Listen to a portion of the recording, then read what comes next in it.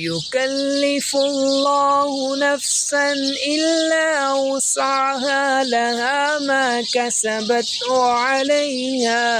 ما اكتسبت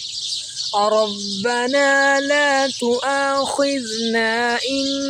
نسينا أو أخطأنا ربنا ولا تحمل علينا إصرا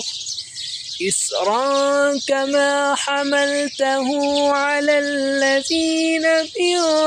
قبلنا ربنا ولا تحملنا ما لا طاقة لنا به واعف عنا